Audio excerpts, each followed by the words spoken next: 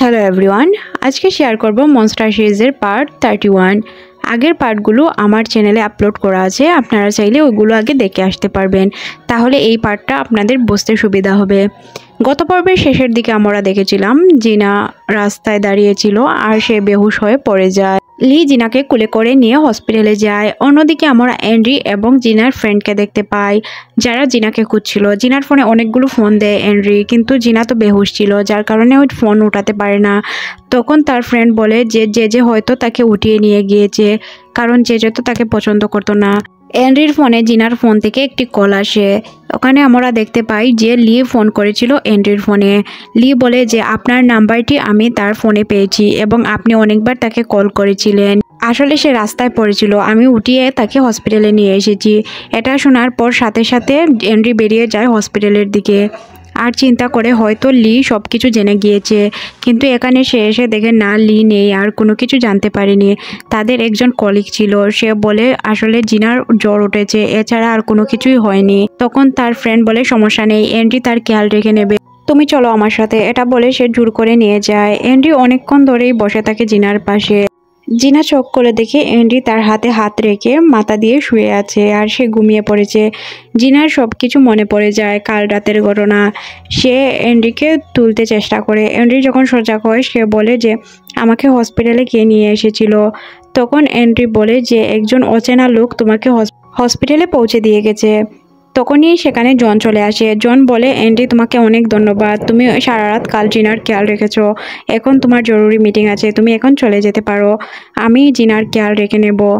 তখন জিনা বলে যে আমি জানি, আমাকে কাল রাত লি এখানে দিয়ে গিয়েছে। এটা শোনার পর জন বলে তুমি কি পাগল হয়ে গেছো, বারবার কি লি মরে মরে গিয়ে বেঁচে আসবে? না রে জিনা, এটা কখনোই সম্ভব না, তুই কেন বুঝিস না? এই সব দাঁড়িয়ে দাঁড়িয়ে বাহির থেকে শুন। অ্যান্ড্রি সেভাবে জিনা জেনে গিয়েছে লিয়ের কথা। অন্যদিকে আমাদের স্যান্ডিকে দেখানো হয়, সে তার অ্যাসিস্ট্যান্টকে বলে লিয়ের কাছে এই লাভ লেটারটি পৌঁছে দাও, আর লিকে বলো আমার সাথে যদি ডেট না করে তাহলে আমি তাকে খুন করে ফেলবো। লিয়ের কাছে নিয়ে যায় ওই লাভ লেটারটা, কিন্তু লি ওই লাভ লেটার না পড়েই ছিঁড়ে ফেলে, বলে এই ফালতু জিনিসের জন্য আমার কাছে টাইম নেই। তখনই তার রাস্তা আটকে দেয় সেন্টি। সেন্টি বলে তুমি আমার সাথে কেন ডেট করতে চাও না? তুমি ভাবছো তুমি যদি আমার সাথে ডেট করো তাহলে তুমি আমার প্রেমে পড়ে যাবে। লিত এইসবের মুডে ছিল না। সে সে সেন্টিকে বকাঝকা করে চলে যায়, কারণ তার আমেরিকান এমপ্লয়ের সাথে মিটিং ছিল। সে ওই মিটিং অ্যাটেন্ড করে, কিন্তু সেন্টি তাকে ওই মিটিংটিও অ্যাটেন্ড করতে দেয় না। সে ওই জায়গায় গিয়ে আবুল তাবুল কথা বলা শুরু করে, আবার বলে যে তুমি কেন আমার সাথে ডেট করছো না। এখানে লি সবাইকে ইশারা দিয়ে বুঝিয়ে দেয় যে সেন্টি একজন মানসিক রুগী, কিন্তু এখানে সে থামে না। তখন তাকে উঠিয়ে নিয়ে বাইরে রাখা হয়। লি এখানে অনেকটাই অপমানিত হয়। সে মজোকে বলে যে এই মেয়েটা আমার নাকের আগায় দম এনে রেখেছে, আমি কি করব বলো। তখন সে লিফটে যায়, লিফটেও ছিল সেন্টি। সে কোনো রকম তার রুমে চলে আসে। রুমে আসার পর তার কাছে আরেক লেটার আসে। সে ওই লেটারটিও খুলে দেখতে পায়, এটা ছিল সেন্টির লাভ লেটার। এটা দেখার পর সে অনেক বেশি বিরক্ত হয়ে যায়, বলে এই মেয়েকে কি করা যায়। তখন মজো তাকে একটি প্ল্যান বলে। মজো বলে আপনি তার সাথে একদিন ডেট করে দেখেন, তার আচরণ যখন আপনার সাথে মিলবে না তখন সে এমনিতেই সরে যাবে। পর মুহূর্তে আমরা সেন্টিকে দেখতে পাই, যে কিনা লিকে ভালো করে খাবারও খেতে দিচ্ছিল না। তখন লি বলে যে সমস্যা নেই, আমি তোমার সাথে ডেটে যেতে রাজি আছি, কিন্তু নিয়ম আমার অনুযায়ী আমি তৈরি করব, ওই নিয়মে তোমাকে ডেটে যেতে হবে। সেন্টি খুশি হয়ে যায়। অন্যদিকে আমরা জিনাকে দেখতে পাই, যে কিনা লিয়ের জন্য ওই সেম জায়গায় এসে অপেক্ষা করছিল। তখন তার ফ্রেন্ড জন এসে বলে তোমাকে কতবার বলবো লি মারা গিয়েছে, তুমি কেন মানতে চাচ্ছ না? আর এই সব কিছু দূর থেকে দাঁড়িয়ে দাঁড়িয়ে দেখছিল অ্যান্ড্রি। অ্যান্ড্রি জনকে ডেকে নিয়ে বলে যে লি বেঁচে আছে, আর এটা তুমি জিনাকে বলো না। এটা শোনার পর তো জন শক হয়ে যায়, বলে কি বলছো? অ্যান্ড্রি বলে যা বলছি 100% সত্যি বলছি, কিন্তু এখন এসব জিনাকে বলা যাবে না, আমি সময় মতো জিনাকে বলে দিব। অন্যদিকে আমরা জেজে এবং তার ওয়াইফ কেমিয়াকে দেখতে পাই। তারা এসে মিডিয়ার সামনে বক্তব্য দেয় যে জনতা আমাদের নিয়ে যাই ভাবুক, আমরা সবসময় জনতার পাশে থাকবো, জনতার জন্য কাজ করব। এই সব কিছু দেখে লি ভাবে এই আবর্জনাগুলোকে তাড়াতাড়ি পরিষ্কার করতে হবে। এই আবর্জনাগুলো যদি শহরে থাকে তাহলে পুরো শহরটাকে আবর্জনার বাগার বানিয়ে দেবে। মজা বলে চিন্তার কোনো কারণ নেই, পেনি আছে, পেনি আমাদের হেল্প করবে। অন্যদিকে আমাদের পেনিকে দেখানো হয় যে কিনা জেজের কাছে যায়। জেজে বসে বসে ড্রিঙ্ক করছিল। তখন পেনি গিয়ে বলে আমার জেজের সাথে একা কিছু কথা আছে। তখন জেজে তার বডিগার্ডকে বাহিরে পাঠিয়ে দেয়। জেজেকে পেনি বলে যে আপনি কি জানেন আপনার শ্বশুর কিভাবে নির্বাচনে জিততো? তখন জেজে বলে যে না জানি না, কিভাবে জিততো বলো। তখন পেনি বলতে শুরু করে আর সিন ফ্ল্যাশব্যাকে যায়। নীল তার স্বাধীন ক্যান্ডিডেটগুলোকে কিনে নিত, তাদেরকে টাকা দিয়ে বলতো যে আপনারা আমাকে সাপোর্ট করবেন এবং আপনারা দল ছেড়ে দেন, তাহলে আপনাদেরকে আমি এত টাকা দিব। এই বলে সে তাদেরকে কিনে নিত। এই প্ল্যানটা জেজের পছন্দ হয় আর যে এটা মন থেকে বিশ্বাস করে হয়তো পেনি তার জন্য সব কিছু করছে, পেনি তার সাপোর্টে আছে, পেনি তার ভালো চায়। অন্যদিকে আমরা সেন্টিকে দেখতে পাই যে কিনা খুব সুন্দর করে সাজুগুজু করে লিয়ের সাথে যাওয়ার জন্য রেডি হয়ে গিয়েছে। সে এসে লিকে বলে যে আমরা কোথায় যাচ্ছি। লি বলে এটা সারপ্রাইজ, তুমি সময় মতো দেখে নিবে কোথায় যাচ্ছি আমরা। পেনি মনে করে যে হয়তো ভালো কোনো জায়গা। তখন সে গিয়ে দেখে যে লি তাকে একটি নর্মাল রেস্টুরেন্টে খাবার খেতে নিয়ে আসে। এখানে সেন্টির মুখ দেখার মতো ছিল, সে খুব বাজেভাবে মুখ বানায়। লি বলে কি হয়েছে, তোমার এই রেস্টুরেন্ট পছন্দ হয়নি? তখন জিনা কোনো কিছু না বলে হ্যাঁ পছন্দ হয়েছে, জায়গাটা তো অনেক ভালো, কিন্তু আমার না ক্ষুধা নেই, যার কারণে আমি খাবার খেতে পারছি না। তখন এখানে লি বলে যে সমস্যা নেই, খাবার খেতে পারছো না তো কি হয়েছে, চলো আমরা একটি মুভি দেখে আসি। তোমার কোন ধরনের মুভি পছন্দ? স্যান্ডি বলে আমার ক্রাইম থ্রিলার মুভি পছন্দ। লি বলে ও আচ্ছা, আমি তো একটি আর্ট ফিল্মের জন্য টিকিট বুক করেছিলাম, তাহলে দরকার নেই আজ দেখার, অন্যদিন দেখে নিব। না না না না, চলো আমরা সিনেমা দেখতে যাই, আর আমার তো আর্ট ফিল্ম অনেক বেশি পছন্দ, চলো না আমরা আর্ট ফিল্ম দেখে আসি। তখনই তারা সিনেমা হলে চলে যায় এবং সিনেমা দেখার সময় স্যান্ডি তাকে বলে যে তুমি ঘুমাচ্ছ কেন, সিনেমা দেখো। তখন সে বলে এই সিনেমাটা আগে আরও আমি অনেকবার দেখে ফেলেছি, তুমি দেখো আমি ঘুমিয়ে যাই, অ্যান্ডিকে আমাকে ডাক দিও। স্যান্ডি এইসব শুনে চিন্তা করে যে এই ছেলে আমাকে ডেটে নিয়ে এসেছে নাকি আমাকে শাস্তি দেওয়ার জন্য নিয়ে এসেছে। তখন এইসব ভাবতে ভাবতে স্যান্ডিও ঘুমিয়ে পড়ে। এক সময় স্যান্ডি লিয়ের হাসি শুনে সেও উঠে হাসতে শুরু করে, কিন্তু এখানে আমরা দেখতে পাই সে একটি খারাপ মোমেন্টে হেসে ফেলেছে। এখানে মুভির হিরো মারা যায়, আর মারা যাওয়ার সিনে কি কেউ হাসে? তার হাসি দেখে অন্যরা বলে পাগল মেয়ে হাসছে পাগলের মতো। মুভি শেষ হওয়ার পর লিড স্যান্ডিকে বলে চলো আমরা একটি বারে যাই, বাড়ি গিয়ে ড্রিঙ্ক করে তারপর বাসায় চলে যাব। তখন স্যান্ডি বারের কথা শুনে ভাবে হয়তো ভালো কোনো বাড়ি নিয়ে যাবে, কিন্তু সে এবারও তাকে একটি নর্মাল বাড়ি নিয়ে যায় এবং তার অনেক বেশি রাগ হয়। সে ভাবে যে আমি এই ছেলের সাথে কেন ডেটে এসেছি, আমার এর সাথে ডেটে না আসাই অনেক ভালো ছিল, সে হয়তো আমার সাথে ইচ্ছা করে এইসব করেছে। লি স্যান্ডিকে বলে তুমি তো খাবার খাওনি, যার কারণে তুমি ড্রিঙ্ক করো না, ড্রিঙ্ক করলে তোমার হয়তো নেশা হয়ে যেতে পারে। স্যান্ডি বলে এইসব কি বলছো, আমার নেশা হবে না, তুমি আমাকে বড় গ্লাসে দাও, আমি ড্রিঙ্ক করে অভ্যস্ত আছি। এটা বলার পর তাকে লি বড় একটি গ্লাসে ড্রিঙ্ক দেয়। সে যখনই বড় গ্লাসে ড্রিঙ্ক ঢেলে দেয় সে গপ গপ করে সব কিছু খেয়ে ফেলে, আর এইটা খাওয়ার পর তার নেশা হয়ে যায়, সে উল্টাপাল্টা চিল্লাতে থাকে। তখনই তার ফোনে তার অ্যাসিস্ট্যান্ট কল করে বলে যে ম্যাম আপনি কি নেশা করেছেন? স্যান্ডি বলে হ্যাঁ। তখন তার অ্যাসিস্ট্যান্ট বলে ম্যাম আপনার তো নেশা করা নিষেধ। অন্যদিকে মজো এটা শোনার পর সে বলে যে কেন ওর ড্রিঙ্ক করা নিষেধ? সে বলে যে ম্যাম নেশা করার পর কী কী করে, এইসব শোনার পর তো আপনি অবাক হয়ে যাবেন। সে হুট করে সবাইকে গালাগালি করতে শুরু করে। অন্যদিকে তো আমরা দেখি বারের অবস্থা খুবই বাজে, সে সবাইকে বাজেভাবে গালাগালি করছিল, আর লি সবাইকে আটকাচ্ছিল, বলছিল এই মেয়ে পাগল। তারপর তার অ্যাসিস্ট্যান্ট বলে যে সে শুধু গালি দেয় না, পরের স্টেপ হচ্ছে সে যে কাউকে কামড় দিয়ে দেয়। এখানে আমরা দেখতে পাই লি তাকে কাঁধে করে নিয়ে আসছে, আর সে লিয়ে কানে কামড় দিয়ে দেয় এবং লি তাকে নামিয়ে তার কান দেখতে শুরু করে। তারপর তার অ্যাসিস্ট্যান্ট বলে এরপর তো তার মায়া কান্না শুরু হয়। এখানে আমরা সেম দেখতে পাই, স্যান্ডি জুড়ে জুড়ে কান্না করে আর বলে কেউ আমাকে ভালোবাসে না, কেউ আমাকে আদর করে না, সবাই আমাকে অপছন্দ করে দূরে দূরে সরিয়ে দেয়, আমার ফ্যামিলির কেউ আমাকে পছন্দ করে না। লি ভাবে এই মেয়েকে আমি কিভাবে চুপ করাবো। আর অন্যদিকে আমাদের চেয়ারম্যানের ওয়াইফকে দেখানো হয়। চেয়ারম্যানকে যে নকল ওষুধগুলো চেয়ারম্যানের ওয়াইফ দিত ওইগুলো শেষ হয়ে গিয়েছিল, যার কারণে চেয়ারম্যান আগে থেকে একটু সুস্থ ফিল করছিল আর সে নিজের কাজগুলো নিজে নিজে করতে পারছিল। এর কারণে চেয়ারম্যানের ওয়াইফ নাতানের অ্যাসিস্ট্যান্টকে দিয়ে ওই ওষুধগুলো আবার আনিয়ে নেয়। নাতানের অ্যাসিস্ট্যান্ট বলে যে ম্যাম আপনি যে কাজগুলো করছেন এগুলো তো ঠিক না। তখন সে বলে ঠিক বেঠিক এটা আমি বুঝে নিব। তখন সে বলে যদি আপনি দরাত পড়ে যান তাহলে কি হবে? তখন চেয়ারম্যানের ওয়াইফ বলে আমি দরাত পড়ব না। এখানে নাতান চলে আসে আর বলে যে মা আমি আবারও এন্ড্রির কাছে হেরে গেলাম। এটা শোনার পর তার মা বলে, তুমি হারোনি, তুমি জিতবে, তুমি চিন্তা করো না, তোমার বাবা আবারও অসুস্থ হয়ে পড়েছে আর তোমার বাবার পর তুমি এই কোম্পানিকে সামলাতে হবে, যার কারণে তুমি এই মেয়েগুলোর পিকচার দেখো, তোমাকে বিয়ে করতে হবে। কিন্তু এখানে নাতান শুধু জিনার কথাই চিন্তা করে, একসাথে জিনাকে 3টা ছেলে পছন্দ করে, এটা কিভাবে পসিবল ভাই। অন্যদিকে অ্যান্ডি জিনাকে নিয়ে চেয়ারম্যানের বাসার দিকে রওনা হয়। চেয়ারম্যান তার সম্পত্তি ভাগ করতে চায়, যার জন্য লিগ্যাল অ্যাডভাইজারের প্রয়োজন। আর অ্যান্ডি লিগ্যাল অ্যাডভাইজার হিসাবে জিনাকেই নিয়ে যায়। জিনা এখানে বলে যে আমি লিকে দেখেছিলাম। অ্যান্ডি বলে তুমি কি লিকে এখনো মিস করছো? তখনই তারা চেয়ারম্যানের বাসার সামনে চলে আসে। অ্যান্ডি বলে আমার ভিতরে যাওয়া নিষেধ, যার কারণে তুমি ভিতরে চলে যাও আর বাবার কি কি কাজ লাগে তুমি সবকিছু করে দিও, তারপর আমি তোমাকে এসে নিয়ে যাব।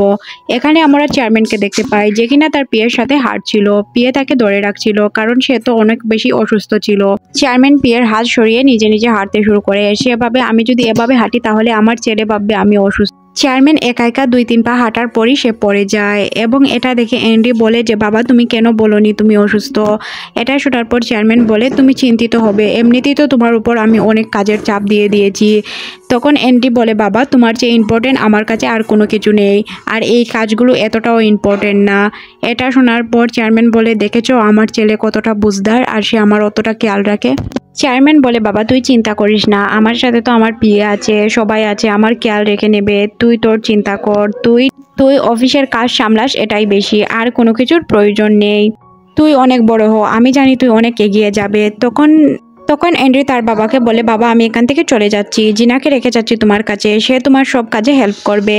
এখানে জিনা সব কাগজপত্র দেখছিল। চেয়ারম্যান বলে কিছু কাগজপত্র চেঞ্জ করতে হবে যেগুলো নাতান আর তার মায়ের নামে আছে। তখনই সেখানে পিএ চলে আসে। পিএ বলে স্যার আপনার জন্য খাবার রেডি আছে, আপনি খাবার খেয়ে নিন। জিনা বলে স্যার আপনার খাবার কি উনি তৈরি করেন? এটা শোনার পর চেয়ারম্যান বলে হ্যাঁ। চেয়ারম্যান বলে আমি খাবার খাবো না, কোথায় কি বলতে হয় তুমি এটাও জানো না, চলে যাও এখান থেকে। জিনা বলে যে স্যার সমস্যা নেই, আপনি যদি কোনো কিছু খেতে চান তাহলে আমাকে বলুন। তখন চেয়ারম্যান বলে আমার না অনেক বেশি পাঞ্চুক খেতে মন চায়, আর পাঞ্চুক আমার ওয়াইফের চেয়ে বেশি ভালো কেউ বানাতে পারে না, কিন্তু আমার ওয়াইফ তো আমাকে পাঞ্চুক বানিয়ে দেবে না। জিনা এসব শোনার পর বলে যে স্যার আপনি যদি আপনার রান্নাঘর আমাকে কিছু সময় ইউজ করতে দেন তাহলে আমি আপনার জন্য পাঞ্চুক তৈরি করে আনতে পারি, আশা করি আপনার আমার হাতের পাঞ্চুক ভালো লাগবে। আর অ্যান্ড্রি আমাকে বলেছে আপনার খেয়াল রাখতে। এটা বলে জিনা চলে যায় পাঞ্চুক তৈরি করতে। সে কিচেনে গিয়ে পাঞ্চুক তৈরি করে এবং চেয়ারম্যানকে খেতে দেয়। চেয়ারম্যান বলে মা খাবার যদি খেতে ভালো না হয় আমি সরাসরি বলে দেব। জিনা বলে সমস্যা নেই স্যার, আপনার যদি ভালো না লাগে তাহলে বলে দিন, আপনি আগে ট্রাই তো করেন। তখন চেয়ারম্যান মুখে নিয়ে বলে ওয়াও এত ভালো পাঞ্চুক তো আমি আর কখনোই খাইনি। তখন চেয়ারম্যানের ওয়াইফ চলে আসে, বলে তুমি লিগ্যাল অ্যাডভাইজার নাকি কুক? এটা শোনার পর চেয়ারম্যান বলে যে খাবার তো বানাতেই পারো না, আবার কথা বলো, খেয়ে দেখো পাঞ্চুকটা কেমন হয়েছে। চেয়ারম্যানের ওয়াইফ বলে যে আমি জানি তুমি এসব কেন বলছো, আমি খুব ভালো করে জানি তোমার শুধু আমার হাতের পাঞ্চুকেই পছন্দ, অন্য কারো হাতের না। চেয়ারম্যান বলে একবার চেক করতে বলেছি না, একবার চেক করেই দেখো না কার হাতের পাঞ্চুক বেশি মজা। তারপর চেয়ারম্যানের ওয়াইফ পাঞ্চুক টেস্ট করে আর সে অবাক হয়ে যায় কারণ পাঞ্চুকটা অনেক মজা ছিল। তারপর নাতানো পাঞ্চুক চেক করে এবং সে বলে মা এটা তো আসলেই অনেক মজা, তোমার থেকেও অনেক মজা। যখনই সে তার মা তার দিকে তাকায় সে বলে যে না মা এটা একদমই ভালো হয়নি। অ্যান্ড্রি জিনাকে ডেকে নিয়ে যায় আর বলে জিনা আমি তোমাকে বিয়ে করতে চাই, তুমি কি আমাকে বিয়ে করার জন্য রাজি আছো? জিনা বলে অবশ্যই না, আমি তোমাকে কেন বিয়ে করব, আমি অন্য একজনকে পছন্দ করি। নাতান বলে জিনা মনে রেখো তুমি 2বার আমার সাথে বেইমানি করেছো, তারপরও আমি তোমাকে বিয়ে করতে চাই, তুমি কেন আমাকে না করছো? তখন জিনা কোনো কিছু না বলে এখান থেকে চলে যায়। অন্যদিকে আমরা পেনিকে দেখতে পাই যে কিনা একজন স্বাধীন ক্যান্ডিডেটের পিকচার দেখায় জেজেকে এবং বলে আপনি যদি এই ক্যান্ডিডেটকে কিনতে পারেন তাহলেই আপনার হয়ে যাবে। সে একটি ফ্লাওয়ার বক্স বানায়, বলে এটা যদি আপনি তাকে দিতে পারেন তাহলেই হবে। সে যদি এটা স্বীকার করে আর এটা একটি লোককে দেয় সে তাকে 2.5 মিলিয়ন টাকা দেবে। এটা এমন একটি পর্যায়ের গেম। তখন তারা চলে যায় ওই ক্যান্ডিডেটের সাথে দেখা করতে আর ওই ফ্লাওয়ারের পটটা তাকে দিয়ে দেয়। তখন পেনি বলে যে স্যার আমি একজন মিডিয়ার লোক, আমি আপনার সাথে দেখা করতে চাই। তখন সে রাজি হয়ে যায় দেখা করার জন্য। যখনই সে দেখা করতে আসে তখনই সে জেজেকে দেখে চেতে যায়, বলে তুমি এখানে কি করছো? তখন জেজে বলে যে স্যার আপনি আমার সাথে কথা বলুন, আপনি যদি আমার বিরোধী পক্ষে হয়ে দাঁড়ান তাহলে আপনার আর আমার ভোট বাটাবাটি হয়ে যাবে, দুইজনে আমরা হাফ হাফ ভোট পাবো, কেউই জিততে পারবো না, তাই জন্য আপনি আমার পক্ষে চলে আসুন, আমি আপনাকে 1 বিলিয়ন টাকা দিব। এটা শোনার পর ক্যান্ডিডেটটি রেগে যায়, বলে আমার কোনো প্রয়োজন নেই টাকার। তখন সে 2 বিলিয়ন টাকার কথা বলে, তারপরও সে রাজি হয় না। তারপর সে 3 বিলিয়ন টাকার কথা বলে, কিন্তু সে বলে যে তুমি এখান থেকে চলে যাও। যে বলে সমস্যা নেই, আমি তোমাকে একটি ফ্লাওয়ার পট দিয়ে গিয়েছি, এটা তুমি যদি স্বীকার করো তাহলেই হবে, আর এটাতে তোমার 2.5 মিলিয়ন টাকা আছে। এটা শোনার পর সে বলে তুমি এখান থেকে এখনই বেরিয়ে যাও, তোমার সাথে আমি কোনো কথাই বলতে চাই না। তখন সেখান থেকে সে নিজেই উঠে চলে যায়।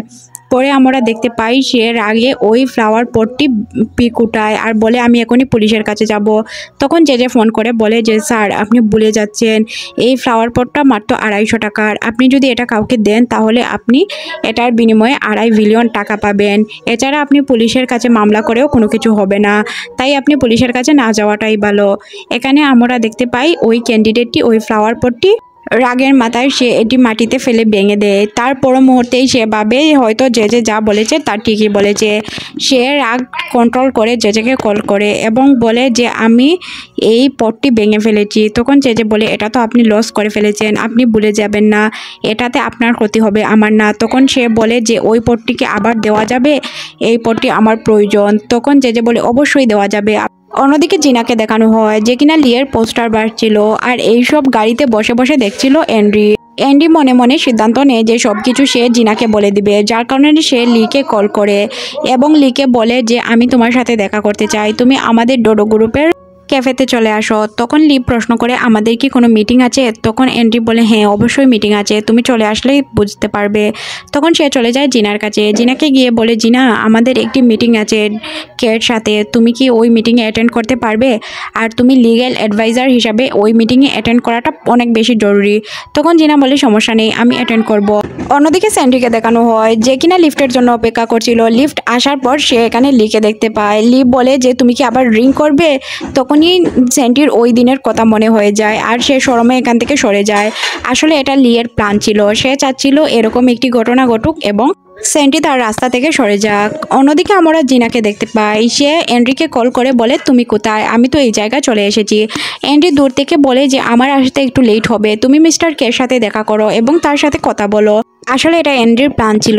জিনা যখনই ঘুরে তাকাতে যাবে আমরা যেমনটাই ভাবি তেমনটা হয়। সে ধাক্কা খেয়ে ফেলে লির সাথে এবং লিকে দেখে বলে লি তুমি বেঁচে আছো, আর এটা বলে সে তাকে জড়িয়ে ধরে। লি বলে যে তুমি এই নামটি কিভাবে জানলে? আর সে তাকে ধাক্কা দিয়ে সরিয়ে বলে তুমি আমাকে কিভাবে চিনো আর আমার নাম কিভাবে জানো? এটা শোনার পর জিনা অনেকটাই শক খেয়ে যায়। আর এর মধ্যে দিয়ে আমাদের এই সিরিজের পার্টটি শেষ করে দেওয়া হয়। নেক্সট পার্ট দেখতে চাইলে অবশ্যই কমেন্ট সেকশনে জানাবেন, আর আমি যত দ্রুত সম্ভব এই ভিডিওটি শেষ করার চেষ্টা করছি।